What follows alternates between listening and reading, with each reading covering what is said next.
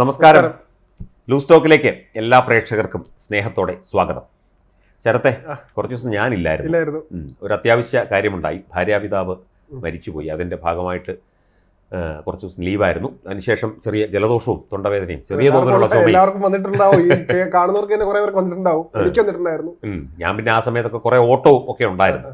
കുറെ റെസ്റ്റ് ഇല്ലാത്ത ചില ഓട്ടങ്ങളൊക്കെ ഉണ്ടായിരുന്നു. അതിൻ്റെ ഭാഗമായിട്ടായിരിക്കാം. അതുകൊണ്ട് ശരിയായി വരുന്നതേ ഉള്ളൂ. പിന്നെ നമ്മുടെ രാജ്മോഹൻ ചേട്ടൻ ഇന്ന് അദ്ദേഹത്തിൻ്റെ ഒരു സുഹൃത്തിൻ്റെ പുസ്തക പ്രകാശനത്തിന് പോയി. അതുകൊണ്ട് വയ്യെങ്കിലും ഞാൻ അങ്ങ് ഇരിക്കാം എന്ന് തീരുമാനിച്ചു. അതെ, നമ്മൾ തമ്മിൽ ആദ്യമായിട്ടിരിക്കുകയാണ്. 2 ദിവസമേ ആയുള്ളൂ. ഇന്ന് 3-ാം തീയതി ആയുള്ളൂ.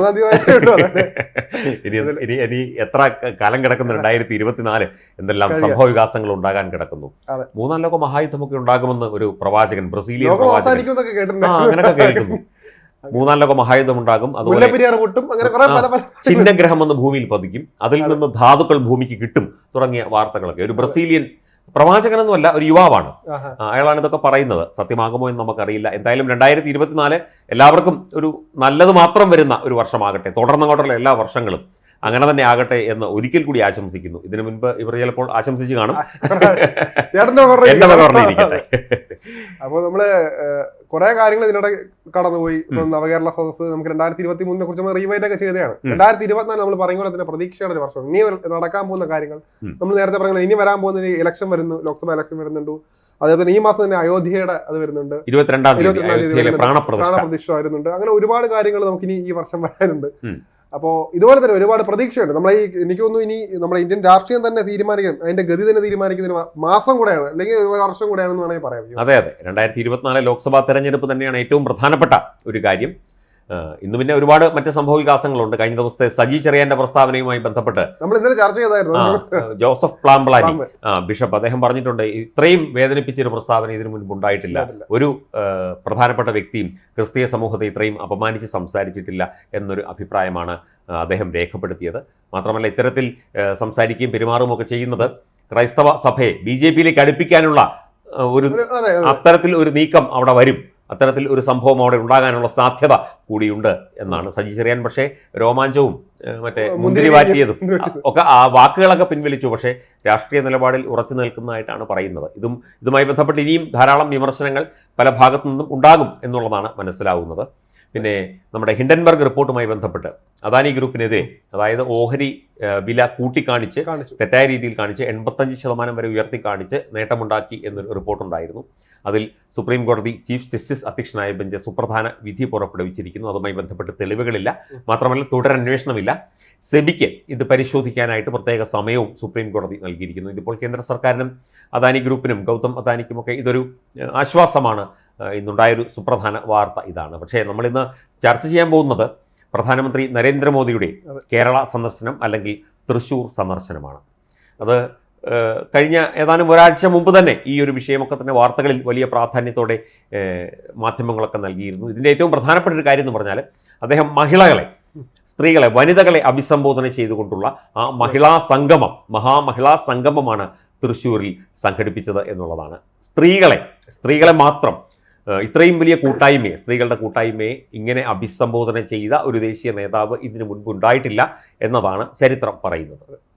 ഇത് സ്വാഭാവികമായിട്ടും എനിക്കും തോന്നിയിട്ടുള്ള കാര്യമാണ്. കാരണം ഇത്തവണ ആരും അറിയാതെ ഇപ്പോൾ സ്ത്രീകളായാലും അതുപോലെ തന്നെ വനിതാ ബില്ല് കൊണ്ടുവന്നു കഴിഞ്ഞ വർഷം. അതൊക്കെ തന്നെ ഒരു ചരിത്രപരമായ കാര്യമാണ്. എനിക്ക് മനസ്സിലായ കാര്യമാണ്. മുത്തലാഖ് ബില്ലൊക്കെ തന്നെ സ്ത്രീപക്ഷ ബില്ലുകളാണ്. അതുപോലെ തന്നെ ഇപ്പോ ഇവർ നടത്തുന്ന ഒരു രീതി, ഒരു ഇലക്ഷന് വേണ്ടി അല്ലെങ്കിൽ എന്തൊരു ട്രാക്ക് എന്ന് നമുക്ക് മനസ്സിലാവാൻ പറ്റും. അതായത് വനിതകൾ, അതുപോലെ തന്നെ ഇപ്പൊ ക്രൈസ്തവ സഭയൊക്കെ അകന്നു നിന്നായിരുന്നു ഒരു സമയത്ത് BJP-യിൽ നിന്ന്. ഇപ്പൊ അവരെയൊക്കെ ഒന്നിച്ച് ചേർത്ത് കൊണ്ടുവരുന്നു. അതിനുള്ള വഴി ഒരുക്കുന്നതും ഇവിടെയുള്ള രാഷ്ട്രീയ പാർട്ടികൾ അവരുടെ കഴിവുകേടും കൊണ്ട് തന്നെയാണ്. അപ്പൊ അവരൊക്കെ ഒന്നിച്ചു കൊണ്ടുവന്ന് ഒരു പ്രത്യേക നമുക്ക് മനസ്സിലാവും, ഒരു വിഷൻ അതിനകത്ത് കൃത്യമായിട്ട് കൊണ്ടുവരുന്നുണ്ട്.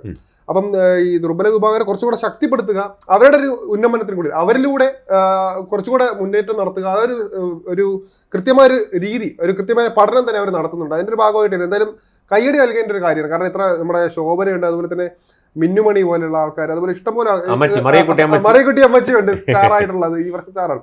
അപ്പൊ ഇവർക്കൊക്കെ ഒരു പ്രതീക്ഷ ഇനിയിപ്പോ. കാരണം നമ്മളിപ്പോൾ സ്വാഭാവികമായിട്ടും BJPക്ക് വോട്ട് ചെയ്യേണ്ടെന്ന് വിചാരിച്ചവർ പോലും ചെയ്യണമെന്ന് തോന്നിപ്പിക്കുന്ന രീതിയിലുള്ള കാര്യങ്ങളാണ് ഇവിടെ നടന്നുകൊണ്ടിരിക്കുന്നത്. സ്വാഭാവികമായിട്ടും ഈ മറിയക്കുട്ടി അമ്മച്ചിക്കൊന്നും ഒരിക്കലും ഒരു രാഷ്ട്രീയം ചിലപ്പോൾ അങ്ങനെ കാണണമെന്നില്ല, ചിലപ്പോൾ അങ്ങനെ ഒരു, പക്ഷെ ആ രീതിയിലേക്ക് കൊണ്ടുവന്നത് അതാണ് നമ്മൾ ചിന്തിക്കേണ്ടത്. പക്ഷേ ഒരുപാട് പൊക്കി പിടിക്കാൻ ശ്രമിച്ചത് കോൺഗ്രസും ഡീൻ കുര്യാക്കോസും ഒക്കെയാണ്, പക്ഷെ അവരുടെ കയ്യിൽ നിന്ന് പോയി, മോദിയുടെ കയ്യിലായി.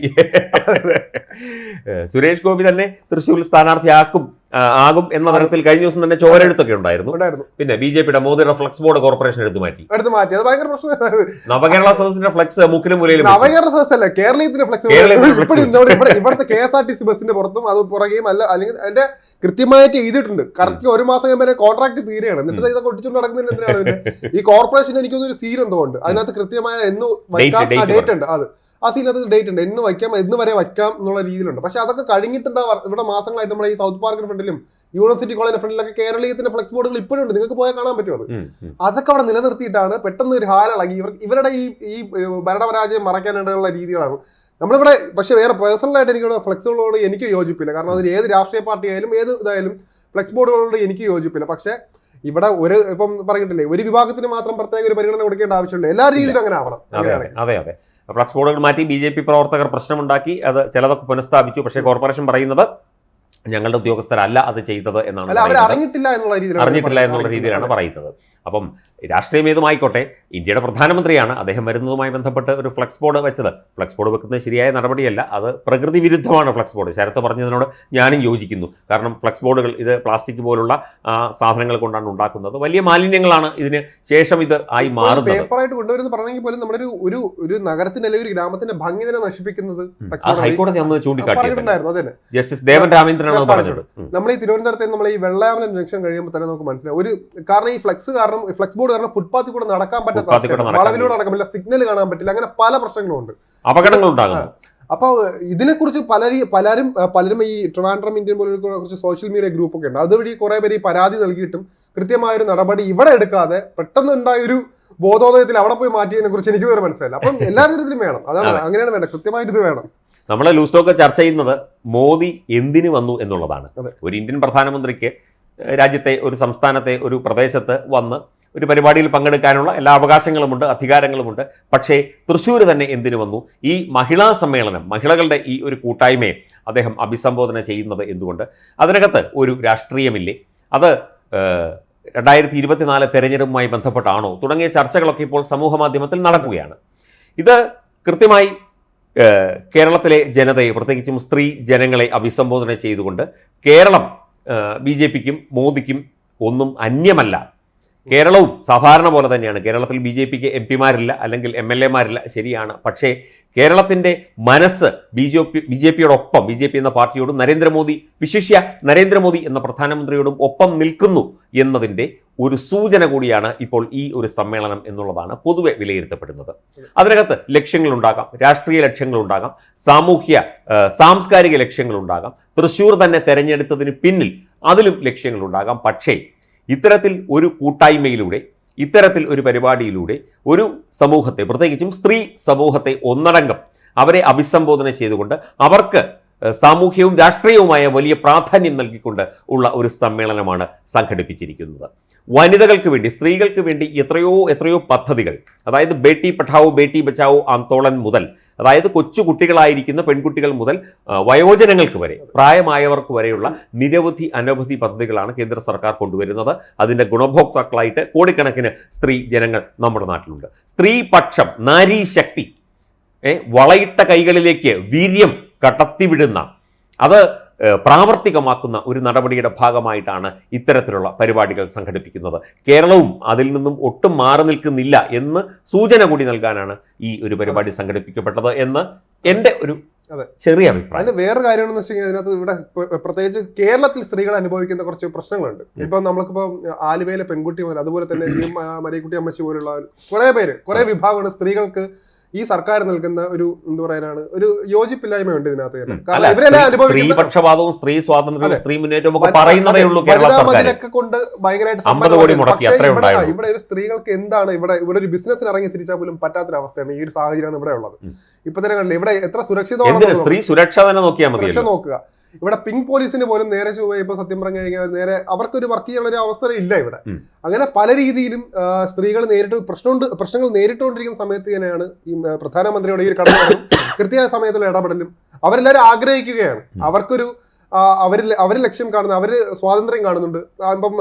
ഇപ്പൊ ആൺപെൺ വ്യത്യാസം ഇല്ലെന്ന് പറയുമെങ്കിൽ പോലും ഇപ്പോഴും ആണുങ്ങൾക്ക് താഴെയാണ് ഇവിടെ കേരളത്തിലുള്ള സ്ത്രീകൾ, ഭൂരിഭാഗം സ്ത്രീകളും ഇവിടെ അനുഭവിക്കുന്നത്. കാരണം ഒരു സ്വന്തമായിട്ട് ബിസിനസ് ഇല്ല, കുറെ പേര് വീടുകളിൽ തന്നെ ഒതുങ്ങുന്നു, അടുക്കളകളിൽ തന്നെ ഒതുങ്ങുന്നു. അവർക്കൊക്കെ ഒരു സ്വപ്നം കാണാനുള്ള ഒരു അവസരം കൂടിയാണ് പ്രധാനമന്ത്രിയുടെ പുതിയ പദ്ധതിയിലൂടെ നടക്കുന്നത്. തീർച്ചയായിട്ടും അതെ, അതൊരു പുതിയ സ്ത്രീകളെ പുതിയ മേഖലകളിലേക്ക് കൈപിടിച്ച് നയിക്കുക. പുരുഷന് മുന്നിൽ തന്നെ സ്ത്രീ നിൽക്കുക, പിന്നിലല്ല, ഒപ്പവുമല്ല, മുന്നിൽ നിൽക്കണം എല്ലാ മേഖലകളിലും. നമ്മളന്ന് ചന്ദ്രയാൻ 3 വിക്ഷേപണത്തിൽ അന്ന് ഇതിൽ പങ്കാളികളായ നൂറുകണക്കിന് സ്ത്രീ ശാസ്ത്രജ്ഞരുണ്ട്. അവരെ എല്ലാവരെയും പ്രത്യേകമായി മാറ്റി നിർത്തി പ്രധാനമന്ത്രി അഭിനന്ദിച്ചു. അവർക്കൊപ്പം നിന്ന് ഫോട്ടോ എടുത്തു. ആ ചിത്രങ്ങളൊക്കെ സമൂഹ മാധ്യമങ്ങളിൽ വൈറലായി. അദ്ദേഹം പറയുകയും ചെയ്തു, നാരി ശക്തി ഇതാണ് കാണിച്ചു തരുന്നത്. അതായത് ബഹിരാകാശ രംഗത്ത് പോലും നമ്മുടെ നാട്ടിലെ സ്ത്രീകൾ അവർ പ്രാഗൽഭ്യം തെളിയിച്ചിരിക്കുന്നു. സ്ത്രീ സാങ്കേതിക വിദഗ്ധർ, ശാസ്ത്രജ്ഞർ ഒക്കെ തന്നെ ഉൾപ്പെട്ട ISRO ടീം, അതിൽ കൂടുതലും ആ സമയത്ത് കൂടുതലും അതിൽ പങ്കെടുത്തത് ചന്ദ്രയാൻ 3 മിഷനുമായിട്ട് ബന്ധപ്പെട്ട് പങ്കെടുത്തത് നിരവധി സ്ത്രീകളാണ്. അവരെയൊക്കെ തന്നെ പ്രത്യേകമായി ഓരോരുത്തരെയും വിളിച്ച് പ്രത്യേകമായി അഭിനന്ദനം അറിയിച്ചു. സ്ത്രീ ഒന്നിലും പിന്നിലല്ല, എല്ലാത്തിലും മുന്നിൽ നിൽക്കേണ്ടവളാണ് അവൾ. പുരുഷന്റെ മുന്നിൽ നിൽക്കേണ്ടവളാണ്, പുരുഷന് പ്രചോദനമാകേണ്ടവളാണ്, പുരുഷന് ശക്തിയാകേണ്ടവളാണ് എന്ന ഒരു നമ്മുടെ ഭാരത സാംസ്കാരികമായ ആ ഒരു ആപ്തവാക്യം മുന്നിൽ വെച്ചുകൊണ്ടാണ് ഇപ്പോൾ ഈ മഹിളാ സംഗമവും സംഘടിപ്പിച്ചത്. മഹിളകളെ അവരെ ഏത് പ്രവൃത്തി ചെയ്യാനും ധൈര്യമുള്ളവരാക്കുക, ഏത് മേഖലയിലും പ്രവർത്തിക്കാൻ കെൽപ്പുള്ളവരും പ്രാപ്തിയുള്ളവരുമാക്കുക എന്ന അടിസ്ഥാന ലക്ഷ്യം മുൻനിർത്തിയാണ് ഈ ഒരു മഹിളാ സംഗമം കേരളത്തിൽ തൃശ്ശൂരിൽ സംഘടിപ്പിച്ചത് പ്രധാനമന്ത്രി എന്നുള്ളതാണ് അതിൻ്റെ ഏറ്റവും പ്രധാനപ്പെട്ട ഒരു കാര്യം. അതെ, നമ്മുടെ ഈ അയൽ രാജ്യങ്ങൾ നോക്കുമ്പോൾ അതിനകത്ത് വ്യത്യാസം നമുക്ക് മനസ്സിലാവണം അപ്പോഴാണ്. കാരണം ഇന്ത്യയിൽ ഇപ്പോൾ പഴയതുപോലെയല്ല സ്ത്രീകൾ. അയൽ രാജ്യത്ത് ചിലപ്പോൾ ബുർക്ക ഇടാതെ പുറത്തിറങ്ങിയാൽ അല്ലെങ്കിൽ തലവെട്ടുന്ന ഭരണാധികാരിയുള്ള ഒരു സ്ഥലമാണ്. അവർ കോമൺ ആണ് അവിടെ നിന്ന് നമ്മൾ ഇന്ത്യയിലേക്ക് വരുമ്പോൾ ഇപ്പം നമ്മൾ ഒരുപാട് മുന്നേറിയിട്ടുണ്ട്. ഇപ്പം മറ്റ് രാജ്യങ്ങൾ, നമ്മുടെ ഏഷ്യൻ രാജ്യങ്ങൾ നോക്കുമ്പോൾ തന്നെ അവിടെ നിന്ന് ഇപ്പോൾ സ്ത്രീകൾക്ക് കിട്ടുന്ന ഒരു പരിഗണന, പ്രത്യേക ഒരു പരിഗണന നമുക്ക് കിട്ടുന്നുണ്ട്. ഇപ്പോൾ ഏത് രംഗത്തും ഇപ്പം നമ്മുടെ ഇന്ത്യയിൽ നിന്നുള്ള പ്രമുഖരാണ്, ഇപ്പം നാസയിലായാലും ശരി, നമ്മുടെ എല്ലാ മേഖലകളിലും ഭരിക്കുന്ന ഇപ്പം അങ്ങനെ ഒരുപാട് കാര്യങ്ങളിൽ സ്ത്രീകൾ മുന്നിട്ട് നിൽപ്പുണ്ട് ഇന്ത്യയുടെ ഭാഗമായിട്ട്. അതൊക്കെ ഒരു അഭിമാനകരമായിട്ട് കാര്യമാണ്. ഇത് ഇങ്ങനത്തെ ഓരോ പ്രവർത്തനങ്ങൾ കൂടി വരുമ്പോഴത്തേക്കും അത് കൂടുതൽ ഊർജ്ജം നൽകുന്നത് കൂടിയാണ്. തീർച്ചയായിട്ടും. അതുപോലെ ഏതാനും ആഴ്ചകൾക്ക് മുൻപ് ഒരു സ്ത്രീ അവർ പ്രസംഗിച്ചപ്പോൾ അവരോട് തെരഞ്ഞെടുപ്പിൽ മത്സരിക്കുന്നു എന്ന് പ്രധാനമന്ത്രി ചോദിച്ചു. കാരണം അവർ അവരുടെ ഗ്രാമത്തിലെ പ്രശ്നങ്ങളൊക്കെ തന്നെ കൃത്യമായി പ്രധാനമന്ത്രിയോട് സംവദിച്ചു. ഓരോന്നായി കൃത്യമായി പറഞ്ഞു കൊടുത്തുകൊണ്ട് പ്രധാനമന്ത്രിയോട് കാര്യങ്ങൾ വിശദീകരിച്ചു. എൻ്റെ ഗ്രാമത്തിൽ ഇന്ന പ്രശ്നങ്ങളുണ്ട്, എൻ്റെ ഗ്രാമത്തിൽ ഇന്ന പോരായ്മയുണ്ട്, അത് പ്രധാനമന്ത്രി അതൊക്കെ പരിഹരിച്ചു തരണം എന്ന് പറഞ്ഞു. എല്ലാം പറഞ്ഞു കഴിഞ്ഞപ്പോഴത്തേക്കും നിങ്ങളൊരു സാമൂഹ്യ മനസ്സുള്ള വ്യക്തിയാണ്, നിങ്ങൾക്ക് തെരഞ്ഞെടുപ്പിൽ മത്സരിച്ചുകൂടെ, നിങ്ങൾക്ക് ഒരു ജനപ്രതിനിധിയായി നിന്നുകൊണ്ട് നിങ്ങളുടെ നാട്ടിലെ പ്രശ്നങ്ങൾ പരിഹരിക്കാൻ സാധിച്ചുകൂടെ എന്ന് പ്രധാനമന്ത്രി അവരോട് നേരിട്ട് ചോദിച്ചു.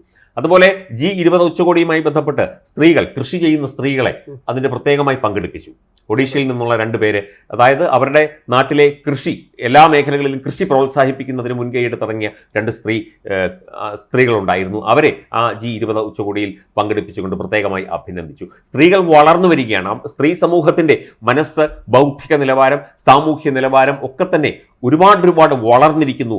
ഏത് മേഖലയിലും സധൈര്യം പ്രവർത്തിക്കാൻ കഴിവുള്ളവളായി സ്ത്രീ മാറിയിരിക്കുന്നു. അതിന് സർക്കാർ സംവിധാനങ്ങൾ നൽകുന്ന, പ്രധാനമന്ത്രി നൽകുന്ന പിന്തുണ എന്ന് പറയുന്നത് വിലമതിക്കാനാകാത്തതാണ്.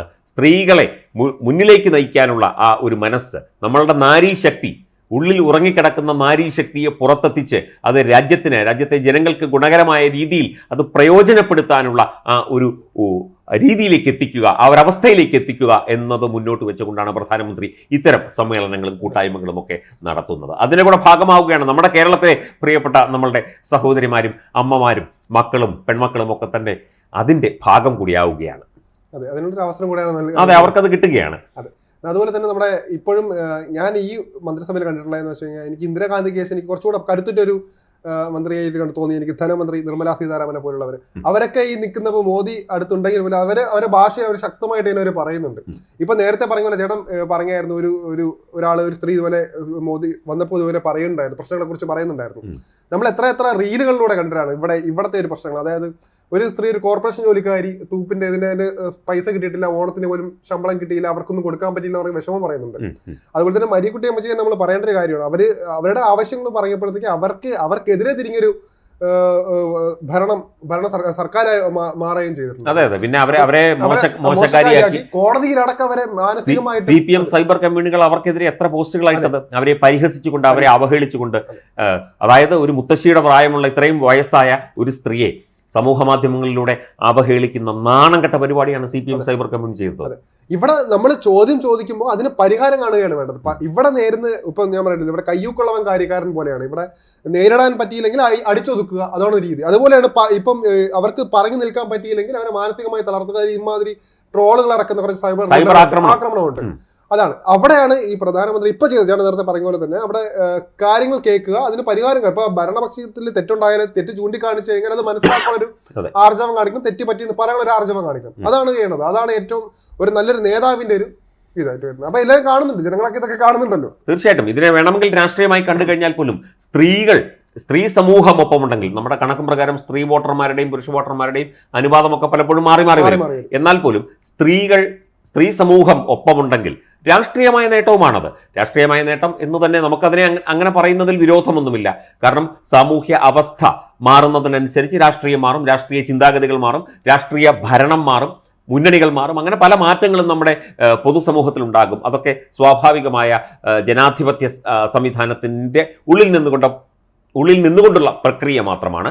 അപ്പോൾ അതിൻ്റെ ഭാഗമായി കണ്ടാലും കുഴപ്പമൊന്നുമില്ല. പക്ഷേ ഇത്രയും സ്ത്രീകളെ ഒരുമിച്ച് ചേർത്ത് പിടിച്ചുകൊണ്ട് അംഗീകരിക്കാൻ, അവരുടെ വാക്കുകൾ കേൾക്കാൻ, അവരോട് ഒരു വാക്ക് പറയാൻ ഒരു രാജ്യത്തിൻ്റെ ഭരണാധികാരി നേരിട്ടെത്തുന്നു എന്ന് പറഞ്ഞാൽ അതൊരു ചെറിയ കാര്യമല്ല. ഇവിടെ വേലിക്കപ്പുറത്ത് മനുഷ്യനെ നിർത്തി ഇവിടെ നിന്ന് കൈവീശി കാണിക്കുന്ന ആളുകൾ ഉള്ളപ്പോഴാണ് കൈവീശിക്കൊണ്ട് റോഡിലൂടെ നടക്കുകയും വണ്ടിയിലിരുന്നു കൊണ്ട് ജനങ്ങളോട് കൈകുപ്പി കാണിക്കുകയും ജനങ്ങളോട് ഇടപെടുകയും ചെയ്യുന്നത്. സെക്യൂരിറ്റി സംവിധാനങ്ങൾ ഉണ്ടാകും, എന്നാൽ പോലും ആ ഒരു ജനങ്ങളോട് അടുക്കാനുള്ള, ജനങ്ങളോട് ചേർന്ന് നിൽക്കാനുള്ള ഒരു മനസ്സ്, പ്രത്യേകിച്ചും സ്ത്രീ സമൂഹത്തെ അംഗീകരിച്ചുകൊണ്ട് സ്ത്രീകളെ ചേർത്ത് പിടിച്ചുകൊണ്ട് മുമ്പോട്ട് നയിക്കാം. രാജ്യത്തിൻ്റെ ശക്തിയാണ് സ്ത്രീ, നാരീശക്തി എന്ന് പറയുന്നത് ഒരു ചെറിയ കാര്യമല്ല എന്ന് ചിന്തിച്ചുകൊണ്ട് പ്രവർത്തിക്കുന്ന ഒരു ഭരണാധികാരിയുടെ ഈ ഒരു ചിന്ത, ഒരു പോസിറ്റീവ് ചിന്ത, വളരെ പോസിറ്റീവായ ചിന്തയാണ്. ആ പോസിറ്റീവ് ചിന്തയിലൂടെയാണ് രാജ്യം മുമ്പോട്ട് നീങ്ങുന്നത്. അതിനകത്ത് രാഷ്ട്രീയം കണ്ടാലും വേറെ എന്ത് പശ്ചാത്തലം കണ്ടാലും കുഴപ്പമൊന്നുമില്ല. പക്ഷേ അതവിടെ നടക്കുന്നുണ്ടല്ലോ എന്നുള്ളതാണ്, അല്ലേ? അതെ.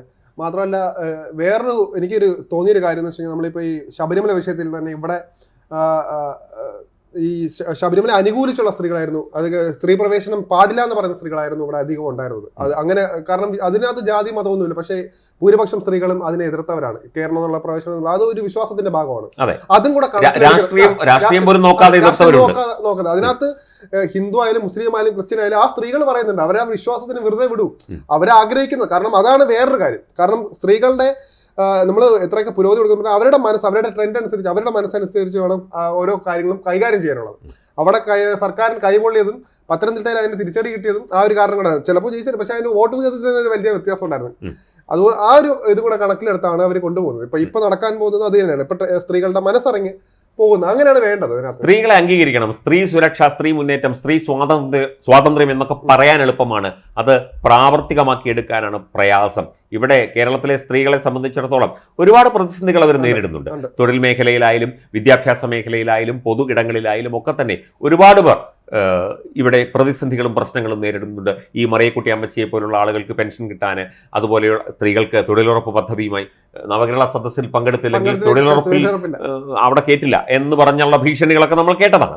എന്തൊക്കെയായാലും സ്ത്രീകളെ ഒപ്പം നിർത്തുക എന്ന് പറഞ്ഞാൽ അത് പ്രാവർത്തികമാക്കുക എന്നുള്ളതാണ്.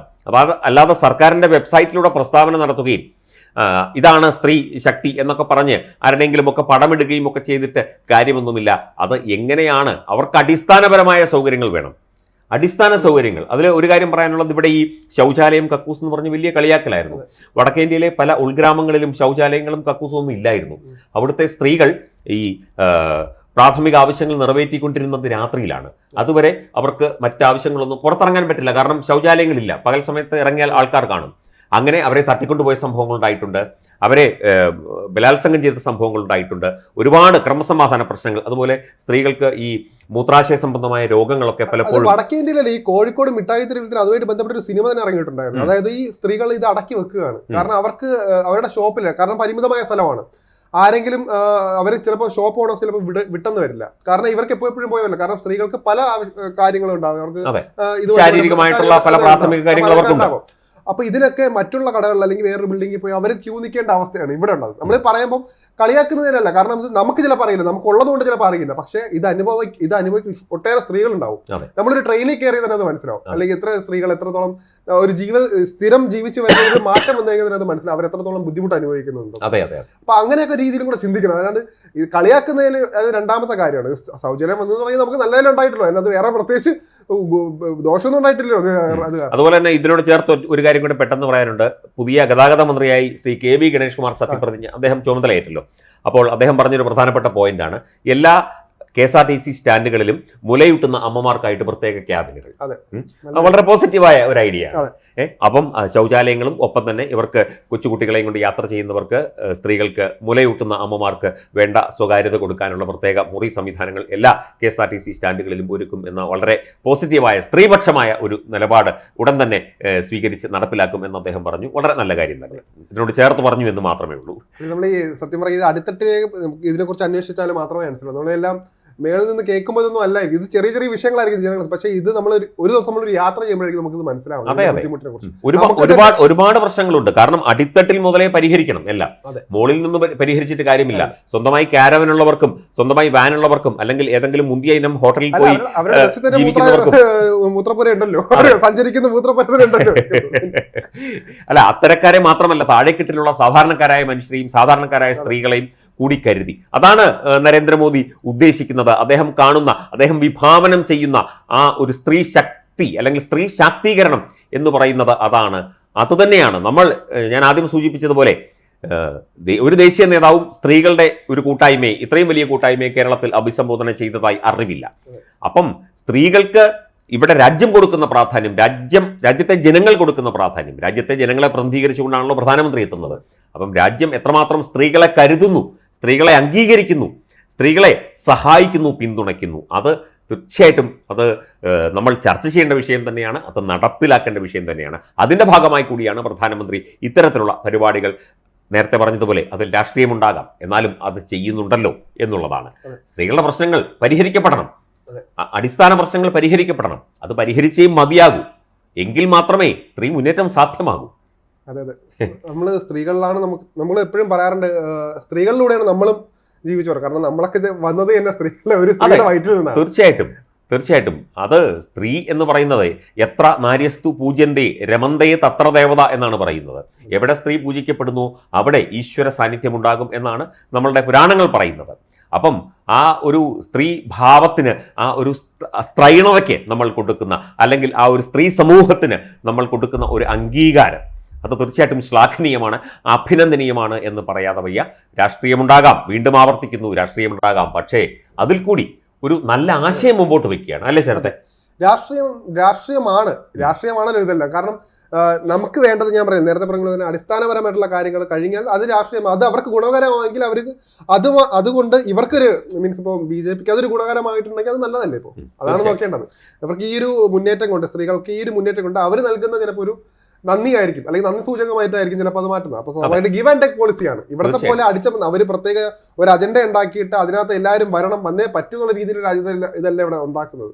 ഇവർക്ക് നൽകുന്നു, അതിന് നിങ്ങൾക്ക് ഇഷ്ടപ്പെട്ടെങ്കിൽ തിരിച്ചു തരിക, ആ ഒരു രീതിയാണ് ഇവിടെ കൊടുക്കുന്നത്. അതൊക്കെ കാണാം. മാത്രമല്ല ഭാവിയിലേക്ക്, സ്ത്രീകളുടെ ഭാവിയിലേക്ക്, ഇപ്പോഴത്തെ വളർന്നു വരുന്ന പെൺകുട്ടികൾ മുതൽ, എൻ്റെ മോളായാലും ശരത്തിന്റെ മോളായാലും കൊച്ചുകുട്ടികളാണ്, അവരൊക്കെ വളർന്നു വരുമ്പോഴേക്കും ഉണ്ടാകുന്ന ആ ഒരു ബൃഹത്തായ മാറ്റത്തിന്റെ ഒരു തുടക്കം കൂടിയാകട്ടെ ഇത്. സ്ത്രീകൾ അംഗീകരിക്കപ്പെടുന്ന, സ്ത്രീകൾ മുന്നിൽ നിന്ന് നയിക്കുന്ന, നമ്മുടെ കേരളത്തിൽ ഇതുവരെ ഒരു സ്ത്രീ മുഖ്യമന്ത്രി ഉണ്ടായിട്ടില്ല. സുശീല ഗോപാലിനും KR ഗൗരിയമ്മയ്ക്കും ഒക്കെ സാധ്യതകൾ ഉണ്ടായിരുന്നു, പക്ഷേ അവരെ ആക്കിയില്ല. അപ്പം സ്ത്രീ സമൂഹം അനുഭവിക്കുന്ന ബുദ്ധിമുട്ടുകൾ പരിഹരിച്ച് അവർക്ക് വേണ്ട സഹായങ്ങളും പിന്തുണയും കൊടുത്ത് ഒരു സമൂഹം മുഴുവൻ അവർക്കൊപ്പം നിന്ന് നമ്മുടെ രാജ്യത്തെ തന്നെ മുന്നോട്ട് നയിക്കുന്ന, ഭാവിയിലേക്ക് നയിക്കുന്ന, പുരോഗതിയിലേക്ക് നയിക്കുന്ന ഒരു അവസ്ഥ ഉണ്ടാകുന്നതിന്റെ ഒരു തുടക്കമാകട്ടെ ഇത്തരം കൂട്ടായ്മകൾ, പ്രധാനമന്ത്രിയുടെ കൂട്ടായ്മ, സ്ത്രീ കൂട്ടായ്മ, അല്ലെ? അതെ, അതുമൂലം അവർക്ക് രാഷ്ട്രീയ നേട്ടം ഉണ്ടാകുന്നെങ്കിൽ ഉണ്ടായാലും ചിലപ്പോൾ നല്ല കാര്യങ്ങൾ ആര് ഭരിച്ചാലും എന്ത് ഭരിച്ചാലും എന്ത് രാഷ്ട്രീയമായാലും ഇവിടുത്തെ സമൂഹത്തിലെ ജനങ്ങൾക്ക്, സാധാരണക്കാർക്ക്, പ്രത്യേകിച്ചും നേരത്തെ പറഞ്ഞതുപോലെ സ്ത്രീകൾക്ക്, അവർക്ക് ഒരു അംഗീകാരം കിട്ടുക, അവർക്കൊരു പരിഗണന കിട്ടുക എന്നത് ഒരു പ്രധാന ആശയമായി തന്നെ നമ്മൾ ചർച്ച ചെയ്യേണ്ടതാണ്. അത് കൊണ്ടാടപ്പെടേണ്ടതാണ്, അത് മുമ്പോട്ട് കൊണ്ടുപോകേണ്ടതാണ് എന്നുള്ളതാണ് നമുക്ക് പൊതുവെ പറയാനുള്ളത്. അപ്പം സ്ത്രീ സമൂഹത്തിന് എല്ലാവിധ അഭിനന്ദനങ്ങളും. കേരളത്തിലെയും ലോകത്തെമ്പാടുമുള്ള സ്ത്രീ സമൂഹത്തെ തീർച്ചയായിട്ടും ബഹുമാനിക്കുന്നു, അംഗീകരിക്കുന്നു. അവരുടെ പ്രവർത്തികളും അവരുടെ ചിന്തകളും അവരുടെ വിദ്യാഭ്യാസം അവരുടെ മറ്റ് തൊഴിൽ മേഖലകളൊക്കെ തന്നെ വളരെ സുതാര്യമായി സ്വച്ഛന്തമായി മുമ്പോട്ട് പോകട്ടെ. പ്രധാനമന്ത്രിയുടെ മഹിളാ സംഗമം മാത്രമല്ല, ഇതുപോലുള്ള മഹിളാ സംഗമങ്ങൾ ധാരാളമായി നടക്കട്ടെ. സ്ത്രീകൾ എല്ലാത്തിൻ്റെയും ഭാഗമാകട്ടെ എന്നുകൂടി നമുക്ക് ആശിക്കാം, അല്ലേ? അപ്പം വീണ്ടും കാണാം. നമസ്കാരം.